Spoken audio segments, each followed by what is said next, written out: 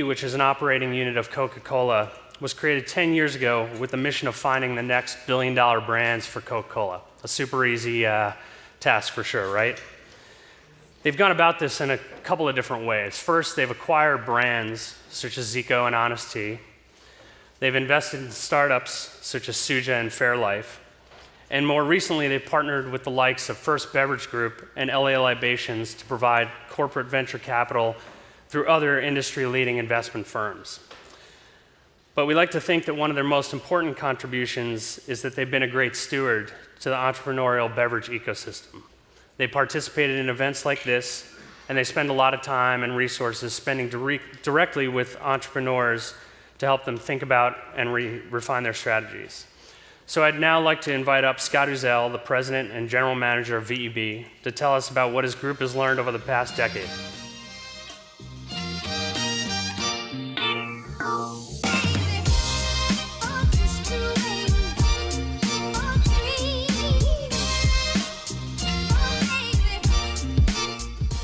Next 15 minutes, I'm going to tell you a little story. My story is a little bit about a group that we started about 10 years ago.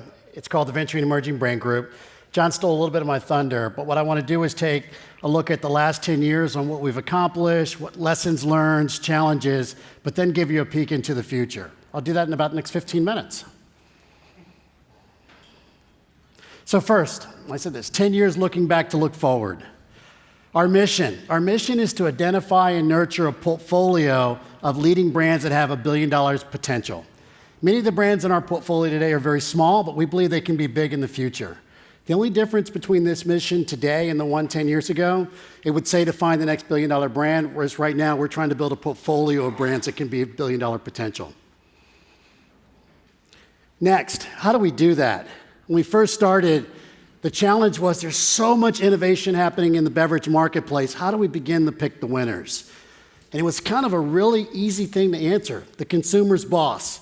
Wherever the consumer's going, we will follow. So the reason that green is so large is that we just have to maniacally focus on where we think the consumer is going to be today and where it's going to be in the next 10 years. The next piece is the marketplace. Consumers tell us where we want to go, but entrepreneurs and founders really chase that consumer. So having a good pulse to where the entrepreneur is going helps us also figure out where the future is going to be.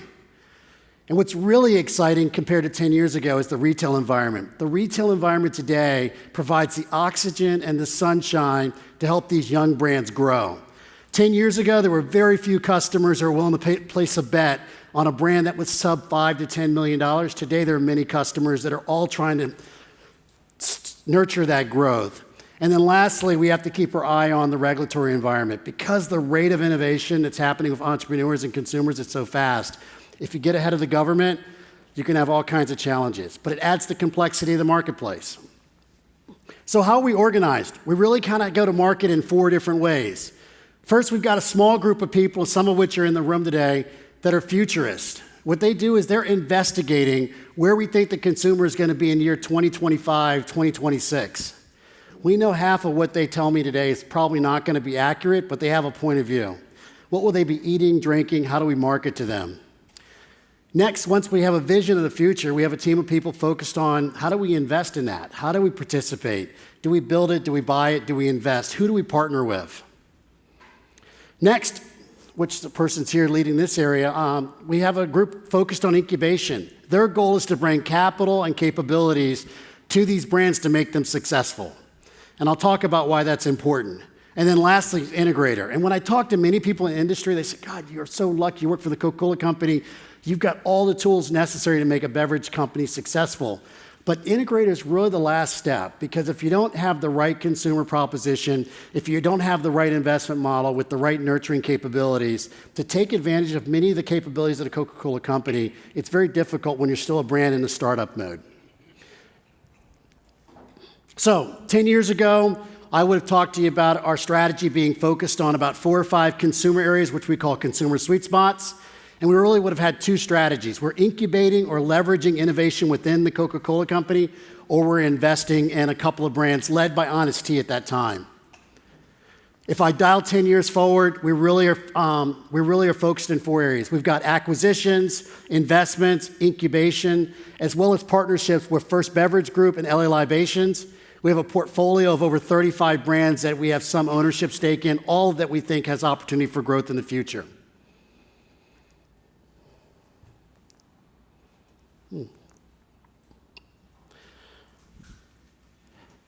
While we're excited about where we are today, if we dial back 10 years ago, why did we even set up this group? A couple of reasons. One, we would have just made our acquisition of Vitamin Water Infused. And as we studied the industry, a lot of the disruption that was happening in the industry were happening outside of the traditional big companies, as illustrated here. Second, the Coca-Cola system, wonderful business system, outstanding at taking big brands and making it greater, but really challenged to bring new brands to life, especially in nascent and small categories. And then lastly, our learning lesson was that, man, this brand building thing is not easy. The average winning brand that goes from 0 to call it 150 million in sales takes about 8 years, and only 3% of those brands ever make it to $10 million. So the overnight successes don't happen very often. If you dial 10 years to now, what we find is continued blurring of categories, whether it be water, tea, juice. I've seen a lot of the innovations downstairs. It's very difficult to peg it to one category. Trademarks today are no longer just focused in one category. They spread across many different categories, which is very exciting. The regulatory environment in the middle continues to be more complex as new ingredients and technologies are delivered to consumers. And the rate of change continues to accelerate. So categories that are less than $1 billion in size, that are not captured by our syndicated agencies, are growing at 8 times the rate of the big categories that the big brands play in. So the fragmentation and the growth is accelerating in the categories that we're all here to participate in. What about the future? Well, I don't want anybody to pack up their bags and leave, but it's become more competitive. Over 7,000 trademarks. When I talk to people about that, that's not SKUs, 7,000 trademarks in the US, somewhere in the country today. And every year there's 450 new brands added. Next is that from the analysis we've done, it's kind of a tale of two cities. You're seeing growth on both the big brands, the billion-dollar brands, as well as the growth in trademarks of the small brands, sub $5 million. But the one that's most challenging is that success rates are becoming more challenging. If it was 3% 10 years ago, it's 2% now. We should not give up because it's still an exciting category, but it's challenging to break through. So what has that done for VEB? What that means is that we have to continue to invest in capabilities to make sure the brands that we partner with are successful. Because the market doesn't give us a pass. I mean, we have to work as hard or harder to make sure that we win. And the things I want to highlight is we're spending a lot of time thinking about master branding. I talk about brands are no longer in one category, they go across many. We're seeing a lot of innovation in chilled route to market, and how do we offer those services? We've built an organization that's focused on brand building, so they bring high touch to the marketplace so that customers and consumers understand the new brand. I've got the metaphor for farmers market. That's nothing more that, there's just new channels to get to consumers, whether it be direct-to-consumer, e-commerce, influencer channels for food, on-premise leisure, to our traditional natural channel that continue to play a pivotal role in a brand. And then supply chain and manufacturing is really, really necessary, in addition to a host of other capabilities to make sure brands are successful. So key lessons learned. 10 years in, what have we learned? First, know who you are. I'll talk about that in a second. Know where you're going. Know what you want to achieve. And know that you're not alone. So I'll hit each one really quick. Know who you are. At the Coca-Cola Company, what we know from 100+ years in business with bottlers and customers, that we not only invest in brands and ideas, we invest in people. And what I've learned after sitting in this job for several years is that there are many great days of our partnership with our brand, but there are many challenging days. We not only have to make sure we partner with the right brands, but the right founders to make sure that we're working together through the good and the bad. Second, you got to know where you're going. For us, we have a playbook. It's called The Art of Emerging. And what we did was we studied over 5,000 brands over a 4-year period and said they went from 0 sales to over $150 million in retail sales. And what was the journey? And what we found is every brand went through kind of 4 steps. First, they went through experimentation, where the founder and entrepreneur were still, working on the brand proposition, the formulation, the taste, the packaging, what's the right consumer. We then looked at brands, they went to proof of concept. So now they're 2 to 4 years in market. They're typically in a geography, they've been out there for a while, that they go from a 3% success rate to a 16% success rate. We call that phase 2, proof of concept. Phase 3 we call pain of growth. When we interviewed entrepreneurs that were in this kind of $50 to $150 million in sales, they're no longer focused on the brand proposition, the mission, the excitement of why they started. They're now negotiating route to market agreements. They're doing formulations. They're negotiating customer agreements. Sometimes they have legal issues, but they're dealing with things that happen when you start building a significant business. And then lastly, we call it scale to win. Once a brand's over $150 million, then you're in multiple channels, multiple customers, multiple package innovations, a lot more complexity. But for us, this is our roadmap. This is one chart, but if we were to take you through the way we think about it, we have discrete metrics as we look at financial, marketing, and consumer metrics that based on the phase that you're in, that's what we're focused on to help a brand win in those particular phases and get to the next one. Know what you want to achieve. We've learned from many of the brands in our portfolio. I've only highlighted 4. Whether it be Honest Tea, started by Seth Goldman, that when you have an authentic mission, that it's been enduring for many, many years. Or ZICO, founded by Mark Rempola, that was a maniacal focus on the hot yoga consumer that led to the endurance athlete, that led to more of a lifestyle brand today. Or Suja and Jeff Church, the work that they've done to not only win in the ultra premium juice category, but now innovating in the probiotic waters, kombuchas, and other segments. And then all of these are exciting to me, the work that the team's done with Fairlife, this idea that this wonderful USA mainstay category called milk that's had very limited innovation for 30 years, that could be disrupted through new technology, sustainable farming, great new packaging, and just an amazing tasting proposition that consumers love. No, you're not alone. For us, it's all the folks in this room and the ecosystem we work with, whether it be our customers, our distributors, our co-packing partners, our incubation partners. We know that we cannot help these brands be successful unless we build a community around us to make it successful. We can't do it alone. So what's next for us? So as we look at the Venturing Emerging Brand Group 10 years in, we look at it really in 4 chapters. The first couple of years, the group focused on taking a strategy and putting it in the marketplace. Let's do something. Next, after they put the strategy in the marketplace, the focus was, can we actually create some value? Third, 2013 to really right now, the strategies are starting to become very relevant. Whether the success we've had with Honest Tea, ZICO, Fairlife, Suja, and I could go down the list, it's becoming a relevant strategy to the Coca-Cola Company and Coca-Cola North America. So what we're focused on right now as we chart the next 10 years is thinking about how do we make it sustainable and make it more strategic to our company. But we know we're just scratching the surface. We know we don't have all the answers. We also are in awe of the founders and entrepreneurs, either the ones we've invested in or the ones that we meet at functions like BevNET, that all have a vision they can change the world. And I like to say I'm never one to judge the idea, because I tell you this, who knows what the next big idea is, and all we want to do is follow the consumer and partner with the right people and learn as much as we can along the way. And that's it. That's the Venturing Emerging Brand Group.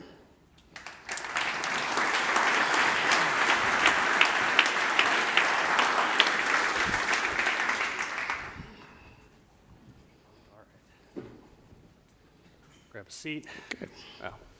I think we've got a little while for Q&A here, so thanks for presentation first and foremost.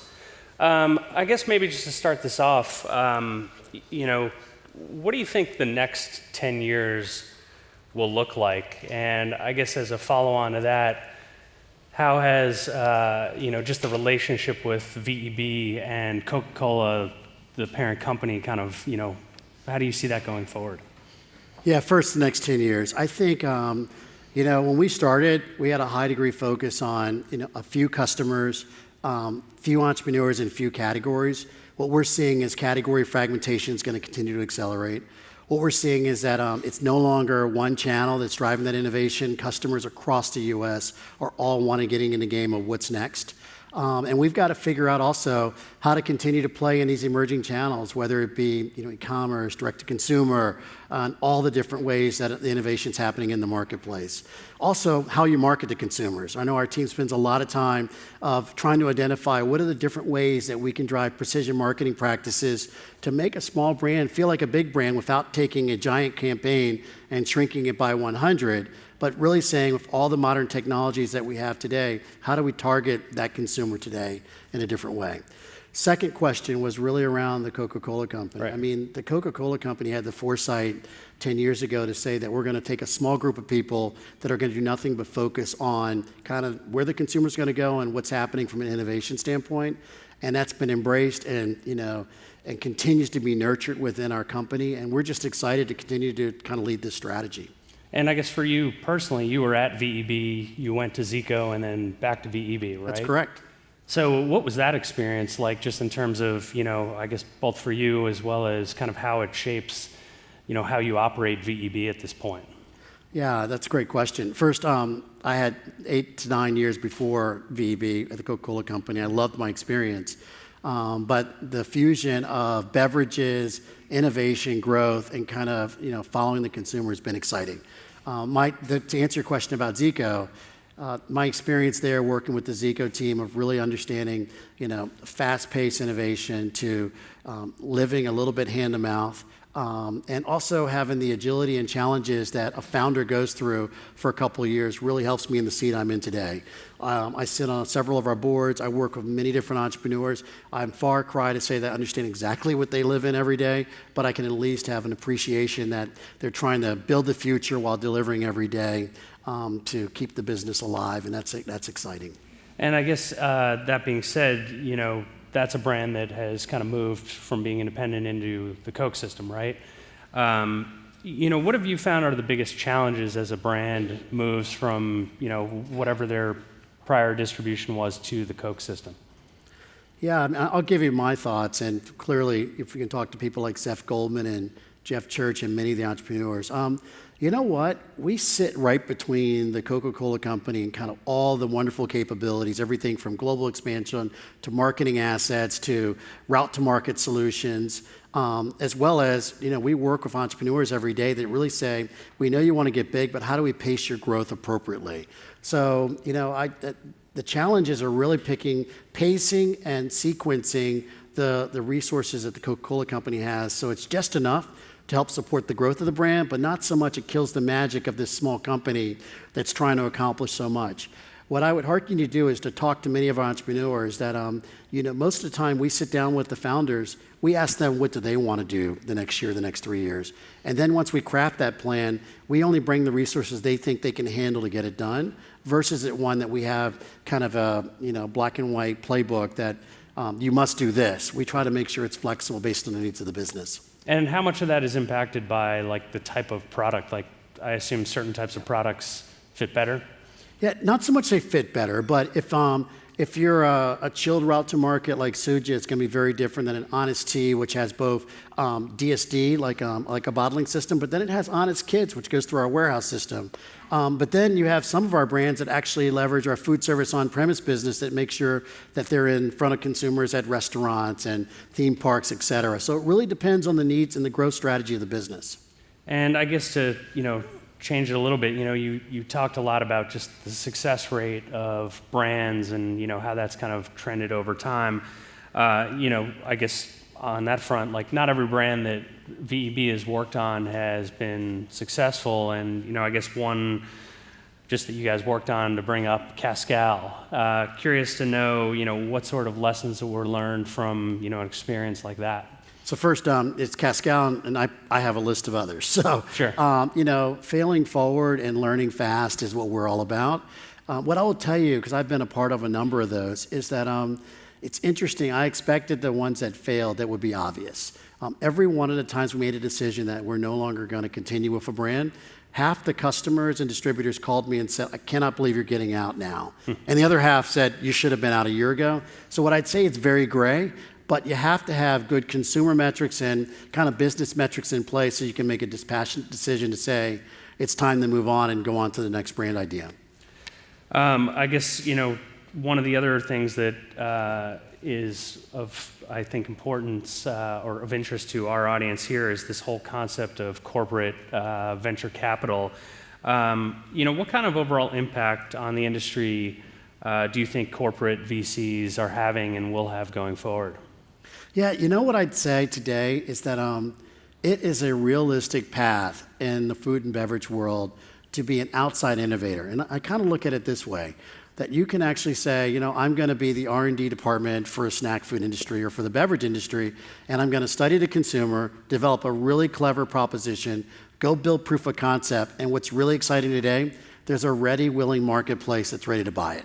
And I don't know, I wasn't doing this 10 or 15 years ago. I'm not sure if large companies had embraced that, but today I think large companies both understand innovation is going to come inside the house. It's going to come from outside, and that's really exciting. And then companies like the Coca-Cola company, we believe the founder being a part of that story even after we've been engaged is such a winning model that, it's exciting, very exciting. And I guess is that something that, as you kind of look for that, those billion-dollar brands, how much do you think, or what sort of, innovation will come from the brands that you guys incubate versus acquire? Yeah, great point. And so, the Venture and Emerging Brand, or VEB, we're one of many pillars of innovation at the Coca-Cola Company. We're not the only. But within VEB, I'd say over half of it was probably going to come from outside, but that's kind of our remit. If I was sitting here looking at all of Coca-Cola, there's a ton of innovation happening within the building. But, we know that internal innovation is going to play a role, but man, this room of talented people and the ones in the industry, I'm just excited about the next meeting to learn more because there's another take on an existing category, a new category that we just haven't thought of, and I want to hear that idea. Any categories right now that interest you personally? Yeah, I'm looking at my just legal to put guy. You on the spot? Yeah, I can put me on the spot. I think it's okay. I mean, there's just so much excitement. I just say from a consumer standpoint, I was in a market recently, and there's things happening in adaptogens and continued probiotics. Gut health is exciting. New takes on water. I mean, there's just every time I think I've seen it all, there's just another exciting category. And what I've also seen in the last year or so is that people are doing kind of what we've done in Fairlife, where an existing category that consumers feel like, I'm happy with it, but then somebody's come in and just taken and done a complete new view of it that's kind of reinvigorated. And I was just talking to some entrepreneurs earlier about a category like that. So there's just so much happening out there. It doesn't have to always be the ingredient from a unique place in the world. It can also be a category we all know and love, but it's just done differently. Well, I don't envy the job that you guys have to do keeping track of all this stuff, I suppose. One last question. Sure. The brands that you guys inherited from Monster, you got a pretty interesting bunch of stuff there. How do those get incorporated into VEB? And I guess what sort of learnings do you have from a company like that that's had tremendous success on its own? Well, first of all, what an exciting portfolio of brands, whether it be Hubert's, and I'm not prepared exact numbers, but I mean, it's running at 30 to 40% on top of a 50% growth rate. Last year, Hubert's is a lemonade that made for a little less sugar and calories than normal lemonades, but tastes amazing with really, really unique flavors, to a wonderful portfolio of brands of Hanson and Blue Sky. Blue Sky, founded by an entrepreneur 20, 30 years ago. New Mexico has a really interesting story that really does well on our natural channel, followed by Hanson's, which is another exciting proposition. It's been around over 80 years of a really, really cool story where sparkling and fruit come together, all of which are playing a valuable role within our portfolio today. Awesome. Well, I guess before we wrap up, any last advice for this room full of entrepreneurs here? No, I just say we're in the best industry you can play in. I've studied some of the adjacent industries in the grocery store, and 150 billion plus, depending on the categories you put in there, that's growing a couple % per year, creates a lot of opportunity for many people. Awesome. Well, thank you very much, Scott. And I'd now like to invite up Jeffrey Kleiman, our editor-in-chief. Great. Thank you. Thank you very much.